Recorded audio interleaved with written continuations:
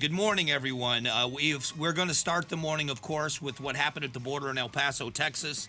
And we've got to get there about what happened. This was hundreds of people storming the border, overwhelming the National Guard that is there. Here's a part of a Jim Ryan report from ABC. Sections of the barrier separating the United States from Mexico are identified by markers, and just outside El Paso, people are using marker number 36 as a gate.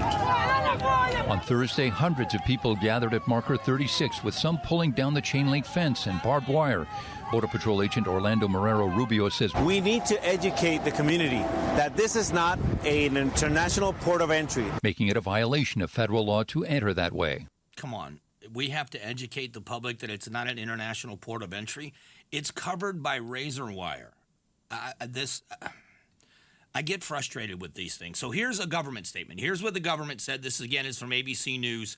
A government statement on this occurrence. U.S. Customs and Border Protection issuing a statement after the incident, assuring ABC News that all migrants from this group have been moved from the site. Additional personnel have been deployed to the scene, adding individuals and families without a legal basis to remain in the United States will be removed. Okay, so this is, I think I speak for most people when I say this. Shouldn't this disqualify every one of those people from entrance into the United States? I don't care who you are. If you storm the gates, if you storm into the U.S. and you overwhelm the law enforcement authorities, in this case it's National Guard, so I don't know if I'd call them law enforcement, but you're overwhelming Americans that are supposed to keep the border secure. If you are doing that, doesn't that exclude you? You know, and I don't want to start convoluting and starting a big political discussion, but you look at what we did with the people that stormed into the Capitol on January 6th. Look at how long those people have been sitting in jail and in prison. And so if we are going to say, if you do something like this, you're going to prison. Now you're saying you're going to vet these people. It's just the wrong look. It sends the wrong message. And this is the biggest problem, is perception is reality. When the cartels are advertising all over the world, but especially in Central America and these countries where there is a lot of uprising and a lot of poverty, where they are advertising that under this current administration, whether you believe it's true or not, whether it is true or not, this is the message. The message is this administration is inviting you to go. Politics are politics in the U.S., but you're invited and you're going to get to stay. You get to the border, you say the magic words for asylum, you line up for 5 years, and within 5 years, there's no way they're going to deport you, and eventually you're going to be given legal status in the U.S. Just be patient. And that's why so many people are coming, because they believe that to be true. The American people have done nothing to offset that message. The Vice President of the United States has done nothing as the borders are. This is what's frustrating. And now you have people storming the gates, tearing down the fence, climbing over razor wire, overwhelming the National Guard in El Paso, Texas.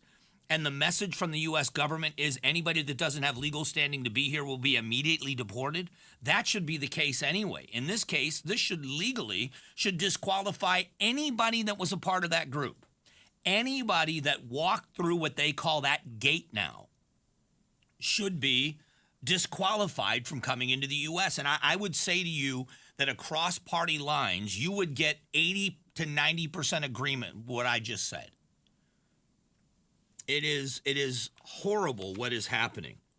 Here's another story. If this is true, and I say if it's true, I'm sure it's true, that there have been immigration judges have dismissed roughly 200,000 deportation cases because the current administration didn't file the relevant paperwork, according to a report from the Transactional Records Access Clearinghouse, or TRAC, released on Wednesday. The Department of Homeland Security is obligated to provide a notice to appear, which is an NTA to immigration courts when the agency believes an illegal migrant should be removed, according to the TRAC report. Now, Biden's DHS failed to issue NTAs in several instances by the time of a scheduled hearing in the immigrant court, limiting judges' ability to hear cases and forcing dismissals.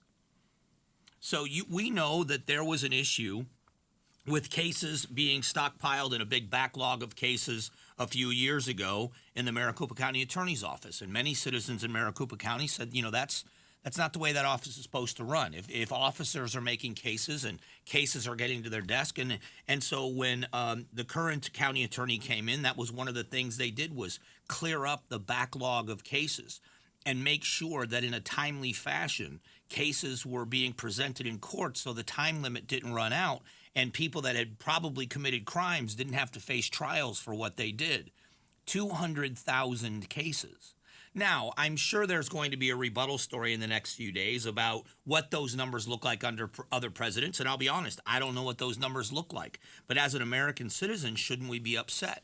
Is it because the system is so overwhelmed? Is 200,000 a small number because of the sheer numbers of cases they have that this is not a big percentage? That's also bad. If it's only a small percentage of the total cases that are actually being prosecuted, so it's only a few in the grand scheme of things that are falling through the cracks, that's a horrible look as well. Border Patrol chief says tougher policies are needed to deter migrants from entering illegally. I just talked about that. Drone video reveals massive New York City migrant tent kept under wraps. 175,000 illegal immigrants or illegal migrants in just a few short years near this airfield in Brooklyn. According to a recent news report, large white tents full of Central and South Americans, Africans, Chinese, and Russians are packed like cattle onto the runways of the Floyd Bennett Field. It's hard to say how many migrants are in the tent, but some figures put this now at nearly 2,000 people. So the stories continue to pile up. We do it every single day because we are a border state. But is this now going to be a game changer? And I think it's a great question. Does this change the game in the minds of Americans? We now have people actually storming fences, tearing down chain link fences, and climbing over razor wire. If you've never been, you can go to in El Paso, Texas. If you drive through that part of Texas, you can be on the freeway driving very close to the border wall, and you can look right over into Mexico.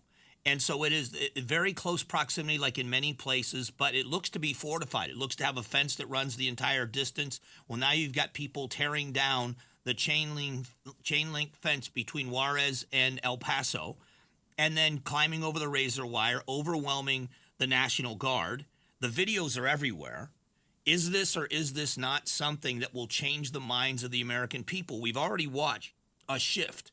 The American people, looking at this, the American people went from having a 35% approval of the building of a border wall during the Trump administration. When President Trump wanted to build a wall and was going to build a wall and started building a wall, there was only 35% support in America for it, largely by conservative Republicans.